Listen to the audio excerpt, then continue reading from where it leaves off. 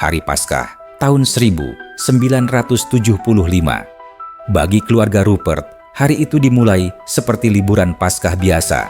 Tapi siapa sangka hari itu berubah jadi mimpi buruk. Peristiwa ini kini dikenal sebagai pembantaian keluarga paling mematikan dalam sejarah Amerika. Inilah kisah bagaimana seorang pria yang tampak biasa saja ternyata sanggup membantai 11 anggota keluarganya sendiri. James Urban Ruppert lahir pada 29 Maret 1934. Ayahnya bernama Leonard, ibunya bernama Charity. Ia tumbuh bersama kakaknya, Leonard Jr., di Hamilton, Ohio. Tapi masa kecil mereka jauh dari kata normal. Sang ayah terkenal pemarah. Ia membuat masa kecil anak-anaknya penuh trauma. Sementara ibunya, Charity, punya anak kesayangan. Sejak kecil, ia selalu lebih sayang pada Leonard Jr. yang pintar dan percaya diri. Sedangkan James sering dianggap remeh. Bahkan, ibunya pernah berkata, "Seandainya saja kamu tidak lahir, aku lebih ingin punya anak perempuan." Kata-kata itu membuat James kehilangan rasa percaya diri. Ia tumbuh menjadi pribadi penyendiri. Masalah lain juga muncul. Ayahnya memelihara ayam di sekitar rumah, padahal James alergi bulu ayam. Meski tahu hal itu, orang tuanya tetap tidak peduli. Saat berusia 12 tahun, ayah James meninggal karena tuberkulosis. Namun, penderitaannya tidak berhenti. Kakaknya, Leonard Jr., mengambil alih peran ayah dan terus-menerus mengganggunya. Di sekolah, James tertinggal jauh dari kakaknya, tanpa teman, tanpa dukungan, dan terus diabaikan oleh ibunya. Tekanan itu membuat James di usia 16 tahun mencoba bunuh diri dengan cara gantung diri. Tapi usahanya gagal. Sejak saat itu, ia berhenti berusaha memperbaiki hidup. Ia menerima nasibnya sebagai anak yang dianggap tidak berguna. James pun mulai membenci ibunya dan juga kakaknya. Saat kuliah, tubuh James kecil. Tingginya hanya 168 cm, beratnya 61 kg. Ia sempat 2 tahun kuliah, lalu menyerah. Sementara kakaknya berhasil lulus sebagai insinyur listrik dengan dukungan penuh sang ibu. Rasa benci James semakin menjadi ketika Leonard Jr. menikahi Elma. Elma adalah mantan pacar James, dan James masih menyimpan rasa pada perempuan itu. Inilah yang kelak disebut sebagai salah satu motif utama dari tragedi berdarah. James merasa seluruh dunia melawannya. Ia lalu belajar menjadi juru gambar. Namun, hampir sepanjang hidupnya, ia tetap menganggur. Akhirnya, ia terpaksa tinggal bersama ibunya. Bahkan, sering meminjam uang dari ibunya maupun kakaknya. Sementara itu, kakaknya hidup bahagia, bekerja di General Electric, membeli rumah di Fairfield, dan hidup bersama Elma serta 8 anak mereka.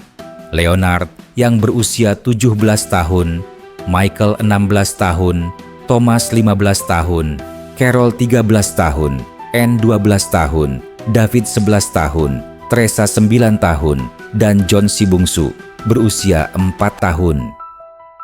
Di sisi lain, James justru tenggelam dalam frustrasi.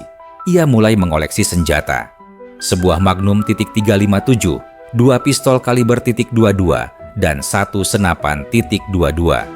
Kebiasaannya pun hanya 2, minum alkohol dan berlatih menembak. Alkohol ia gunakan untuk menenangkan diri, untuk melupakan rasa rendah diri. Tapi kebiasaan itu membuat ibunya muak. Charity, ibunya, mengancam akan mengusir James jika tidak membayar sewa rumah. Masalahnya, James sudah kehilangan seluruh uangnya akibat krisis saham tahun 1973. Ia benar-benar tidak mampu membayar. Niat sang ibu untuk memotivasinya justru menjadi pemicu yang mendorong James ke ambang batas. Bahkan, saat membeli amunisi, James sempat bertanya tentang peredam suara. Meski akhirnya ia tidak membelinya. 29 Maret 1975. Tepat di hari ulang tahunnya yang ke-41, James terlihat sedang menembak kaleng di tepi sungai Great Miami di Hamilton. Kejadian ini kelak menjadi bukti penting di pengadilan ketika kisah mengerikan itu akhirnya terbongkar. Malam itu, ia masuk ke sebuah bar bernama 19 Hole Cocktail Lounge. Di sana, ia bertemu Wanda Bishop, seorang ibu berusia 28 tahun dengan 5 anak yang bekerja di bar tersebut. Kepada Wanda, Rupert mengaku bahwa ibunya mengancam akan mengusirnya jika ia tidak segera mencari pekerjaan untuk membayar uang sewa. Ibunya berkata, "Kalau kamu punya uang untuk minum, seharusnya kamu juga punya uang untuk bayar sewa." Wanda mengingat Rupert terus berkata bahwa ia harus menemukan cara untuk menyelesaikan masalah itu. Ia duduk di bar hingga pukul 11 malam, lalu pulang sebentar dan kembali lagi untuk minum sampai bar tutup jam 2.30 pagi. Ketika Wanda bertanya apakah masalahnya sudah selesai, Rupert hanya menjawab singkat, "Belum." Keesokan paginya, Charity, ibunya yang sedang tidak enak badan, menelpon Leonard Jr. dan keluarganya, mengundang mereka makan malam Paskah di rumah, bukan makan siang seperti biasanya. Setelah Leonard Jr. dan Alma datang, anak-anak mereka bermain perburuan telur Paskah di luar rumah. Sementara itu, Rupert masih tidur, mabuk berat akibat semalam. Baru sekitar jam 4 sore ia bangun. Saat itu, keluarga sudah berkumpul di dalam rumah melanjutkan perayaan. Charity menyiapkan sloppy joes di dapur, dibantu Alma. Rupert ikut sebentar bersama keluarga, lalu naik ke lantai atas. Di sana, ia mengambil senjata, pistol Magnum .357, 2 pistol kaliber .22, dan sebuah senapan. Awalnya, ia berniat pergi ke lapangan tembak. Namun, saat ia hendak keluar, kakaknya bertanya, "Bagaimana kabar Volkswagen-mu?" Komentar singkat itu dianggap Rupert sebagai hinaan. Baginya, itu pengingat bahwa ia gagal menjalani hidup sukses seperti kakaknya. Dalam sekejap, ia mengubah niatnya. Keputusan sepersekian detik itu mengubah hidupnya selamanya dan merenggut 11 nyawa. Tepat pukul 6 sore, ia menembak korban pertama di dapur. Charity, ibunya, Leonard, kakaknya, Alma, istrinya, serta anak-anak mereka, David, Teresa, dan Carol. Mereka ditembak bertubi-tubi di dada. Hanya sang ibu yang ditembak di kepala saat berusaha melawan untuk menghentikan anaknya. Rupert lalu menuju ruang keluarga. Di sana, ia menembak keponakan-keponakannya, Anne, Leonard, Michael, dan si bungsu John. Setelah tembakan pertama, ia tidak berhenti. Ia kembali menembaki setiap korban, memastikan semuanya benar-benar tewas. Jika ada yang masih mengerang, ia menembak kepala mereka. Seluruh pembantaian itu hanya berlangsung kurang dari 5 menit. Rupert melepaskan 44 tembakan, 40 diantaranya mengenai korban. Setelah memastikan semuanya mati, Rupert duduk diam bersama mayat keluarganya sendiri selama 3 jam. Ia merenungkan untuk bunuh diri. Namun, ia merasa itu adalah dosa besar dan menolak menjadikannya sebagai perbuatan terakhir. 3 jam kemudian, ia akhirnya menelpon 911. Dengan suara tenang, ia berkata, "Telah terjadi penembakan." Sementara itu, di sekelilingnya, keluarganya menghembuskan napas terakhir. Beberapa menit kemudian, polisi tiba di lokasi. Rupert menyambut mereka di depan pintu. Sekilas, para petugas tidak curiga. Dengan tubuh pendek dan kacamata tebal berbingkai hitam, Rupert tidak tampak seperti seorang pembunuh. Namun begitu masuk, para polisi langsung mendapat kejutan terbesar dalam hidup mereka. Salah satu petugas bahkan mengaku ia belum pernah melihat pemandangan seburuk itu. Ia sampai harus berlari ke samping rumah untuk muntah. Darah begitu banyak hingga meresap menembus lantai kayu dan menetes ke ruang bawah tanah. Tidak ada tanda perlawanan, hanya sebuah tempat sampah terbalik, menandakan keluarga benar-benar tidak sempat bereaksi. Polisi Hamilton segera memasang garis kuning di sekitar rumah. Warga sekitar pun mulai berkumpul. Mereka yang mengenal keluarga Rupert sebagai keluarga baik-baik sangat terkejut sekaligus ngeri ketika tahu bahwa James, pria yang selama ini dikenal sederhana dan suka menolong, adalah pelakunya. Tubuh pertama yang dibawa keluar adalah si kecil John. Sepatunya masih terlihat keluar dari kain putih yang menutupinya. Rasa takut dan sedih semakin dalam saat satu persatu 11 tandu dibawa keluar, masing-masing berisi jenazah anggota keluarga Rupert. Semua mayat ditemukan hanya di 2 ruangan rumah sederhana 2 lantai itu. Di rumah itulah James tinggal bersama ibunya. Dan di rumah itu pula 11 orang tewas, ibunya sendiri, kakaknya, istri kakaknya, serta 8 anak kecil. Yang tertua berusia 17 tahun dan yang termuda, John, baru 4 tahun. James Rupert langsung ditangkap dengan 11 tuduhan pembunuhan berencana. Meski dikenal pendiam dan suka membantu, ia sama sekali tidak kooperatif. Ia menolak menjawab pertanyaan polisi. Penyidik pun kesulitan menemukan motif karena Rupert bungkam. Namun, sejak awal, Rupert menegaskan ia akan mengajukan pembelaan dengan alasan gila. Jaksa yakin Rupert sebenarnya mengincar warisan keluarga senilai $300.000 berupa rumah dan aset lain milik ibunya dan kakaknya. Dengan mengaku gila, ia berharap bisa masuk ke fasilitas perawatan jiwa, lalu keluar dan tetap mendapatkan warisan itu. Kasus ini kemudian berlanjut ke 2 persidangan besar. Di persidangan pertama, Rupert mengaku telah membunuh keluarganya, tetapi tetap mengklaim dirinya tidak bersalah karena alasan gangguan jiwa. Ia diwakili pengacara Hugh D. Holbrook yang begitu serius menangani kasus ini, bahkan menggunakan uang pribadinya untuk membayar psikiater dan psikolog dari seluruh Amerika agar bersaksi membela Rupert. 2 psikiater tim pembela menyimpulkan bahwa Rupert menderita paranoia dan delusi persekusi akibat kekerasan yang ia alami sejak kecil dari kakaknya. Mereka berargumen bahwa pada saat kejadian, Rupert tidak mampu mengendalikan tindakannya. Seorang psikiater dari Harvard University, Dr. Lester Greenspoon, juga memberi pendapat ahli. Ia menyatakan, jika saat itu lebih banyak orang berada di rumah, kemungkinan besar James Rupert juga akan membunuh mereka semua. Pihak pembela terus mendorong narasi bahwa James Rupert tidak memiliki motif kuat selain karena kegilaan.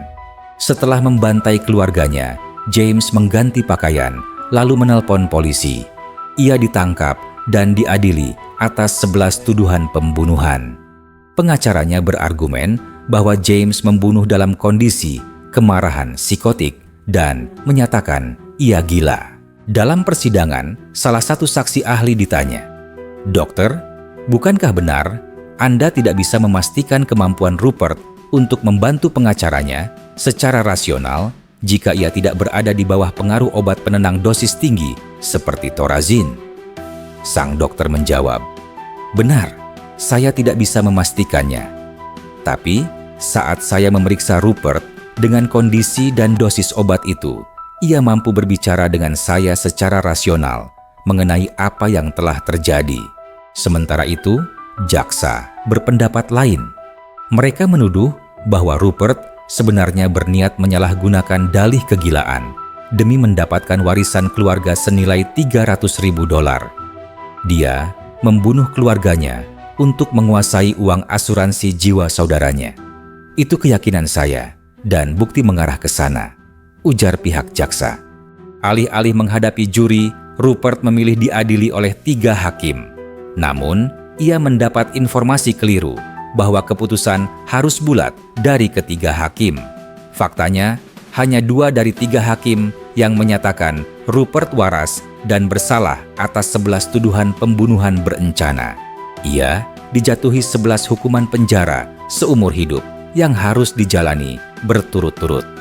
Pada tahun 1975, hukuman mati sudah dilarang di Amerika Serikat. Itulah yang menyelamatkan Rupert dari kursi eksekusi. Namun, satu hakim lain, Fred Kramer, menyatakan Rupert gila. Antara tahun 1977 dan 1978, Mahkamah Agung Ohio memutuskan bahwa sidang pertama dinyatakan mistrial. Alasannya, para hakim tidak tahu apakah keputusan harus bulat atau cukup mayoritas. Rupert pun mendapat kesempatan untuk sidang ulang. Sidang kedua dipindahkan ke Findlay, Ohio, karena dianggap Rupert tidak akan mendapat pengadilan yang adil di Hamilton. Pada 23 Juli 1975, persidangan baru dimulai. Tim pembela kembali mendorong pembelaan kegilaan. Namun, jaksa John Holum membawa 29 saksi dan 200 barang bukti. Ia membangun argumen berbeda. Menurutnya, fakta bahwa Rupert menanyakan soal peredam senjata, sering berlatih menembak, dan menyebut ibunya sebagai masalah yang harus diselesaikan adalah bukti kuat bahwa pembantaian itu direncanakan dengan matang. Bahkan, penembakan dilakukan tepat saat lonceng gereja berbunyi, sehingga suara tembakan tertutup dan tidak terdengar oleh warga sekitar. Jaksa menegaskan, Rupert sengaja mengincar pembelaan gila agar bisa dikirim ke rumah sakit jiwa negara bagian. Lalu, suatu hari dinyatakan waras. Dengan begitu, ia bisa bebas dan menguasai warisan $300.000 dari ibunya Charity dan kakaknya Leonard. Berdasarkan argumen yang meyakinkan dari jaksa, Rupert kembali dijatuhi 11 hukuman penjara seumur hidup.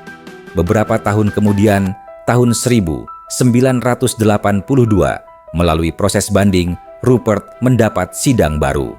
Di persidangan ini, pengacaranya berhasil meyakinkan juri untuk menerima pembelaan kegilaan. James Rupert didakwa atas 2 tuduhan pembunuhan tingkat pertama untuk kematian ibunya dan kakaknya. Namun, untuk 9 korban lainnya, ia dinyatakan tidak bersalah dengan alasan gangguan jiwa. Satu-satunya anggota keluarga yang hadir di persidangan adalah Ibu Alma, bernama Edna Alge. Ia menyalahkan Rupert atas 13 kematian. Tidak hanya 11 korban di hari Paskah, tapi juga suaminya yang bunuh diri 3 tahun setelah kejadian itu, serta seorang juri yang kolaps saat persidangan dan meninggal karena serangan jantung. Ketika Edna meninggal dunia, batu nisannya bertuliskan bahwa ia telah didahului oleh 8 cucu. Pada usia 48 tahun, James Rupert dipenjara oleh Departemen Rehabilitasi dan Koreksi Ohio di Franklin Medical Center, Columbus. 13 tahun kemudian, pada usia 61 tahun, ia mendapat sidang pembebasan bersyarat. Namun, permintaannya ditolak. Ia kembali mendapat 2 kesempatan lagi pada tahun 2005 dan 2015. Hasilnya sama, semua ditolak. Dalam sidang terakhir tahun 2015, Dewan Pembebasan Bersyarat di Allen Oakwood Correctional Institution menyatakan bahwa Rupert tidak layak dibebaskan karena catatan perilaku buruknya di penjara serta penolakan keras dari masyarakat terhadap pembebasannya. 7 tahun setelah itu, Rupert meninggal dunia pada usia 88 tahun karena sebab alami. Ia menghabiskan 47 tahun hidupnya di balik jeruji besi. Pria yang menembak dan membunuh 11 anggota keluarganya di hari Paskah tahun 1975 itu akhirnya meninggal di Franklin Medical Center, Columbus. Koran Hamilton Journal News melaporkan bahwa ia meninggal karena sebab alami. Keluarga Rupert sendiri dimakamkan di Arlington Memorial Garden, Cincinnati, Ohio. Setahun setelah tragedi mengerikan itu, rumah keluarga Rupert dibuka untuk umum. Seluruh barang-barang mereka dilelang, dan lantai kayu yang masih berlumuran noda darah ditutup dengan karpet. Rumah itu kemudian disewa oleh sebuah keluarga yang tidak mengetahui sejarah kelamnya. Namun, ketika akhirnya mereka tahu, mereka langsung pindah keluar, mengaku sering mendengar suara-suara aneh dan hal-hal tak bisa dijelaskan. Hingga kini, rumah itu masih berpenghuni, dan tragedi pembantaian hari Paskah tetap dikenang sebagai salah satu pembantaian keluarga paling berdarah dalam sejarah Amerika. Sebuah buku berjudul The Easter Sunday Massacre, A Prosecutor's Diary, The True Story of Mass Murderer, James Ruppert, diterbitkan, ditulis oleh Karen Holum, menantu dari jaksa utama kasus ini. Buku itu dibuat berdasarkan catatan yang ditinggalkan mendiang ayah mertuanya. Karen pertama kali mengenal kasus ini pada tahun 1990-an saat ia menjadi reporter jurnal News.